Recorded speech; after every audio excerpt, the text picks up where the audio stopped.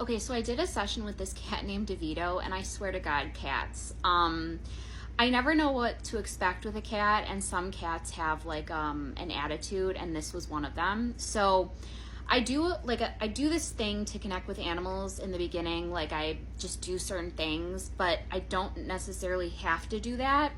And so I was like in the middle of doing that, and he was like, "I'm here, we can get started. You don't need to do all that." So I was asking him about his personality, and he used the term wicked. I mean, he said other things, but he used the term wicked. And I'm like, what do you mean by wicked? And he said, "I'm a black cat, honey, just playing the part." And, like I had said that that's not necessarily a good thing. And he told me to look it up, and then I did. And I'm like, yeah, like it's not, but it could be mischievous.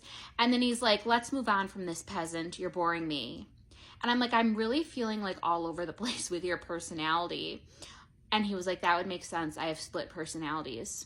And like, I could feel it. Like I could feel different. It felt like he had split personalities. So I'm talking to him.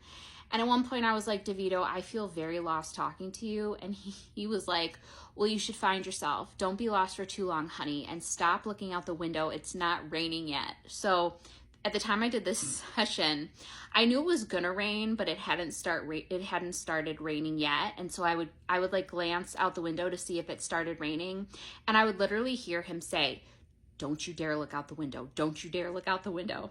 So at a certain point in the session, I checked to see if the animal's human like wants me to ask questions to their animal, specific questions.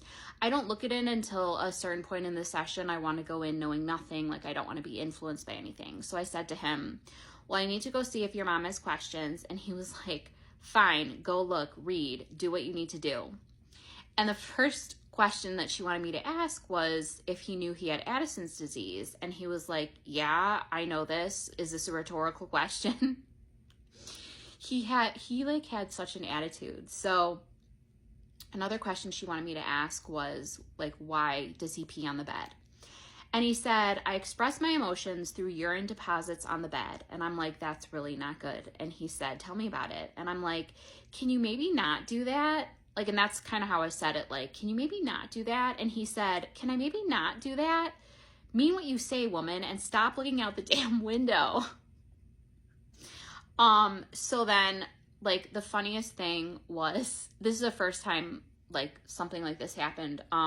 At the end of the session, I always, ask if there's anything else the animal wants to say before we finish up, and I thank them for talking to me. So I had asked him, "Is there anything else you want to say before we finish up?" And he said, "No, I'm done. Thank you. Goodbye." And I said, Thank you for talking to me, DeVito." And I got an image of like a payphone with the phone hanging down, like he had already walked away, like he was done. And it was so funny, like that I got that image from him. So, yeah, cats can be a little crazy, but he was funny to talk to.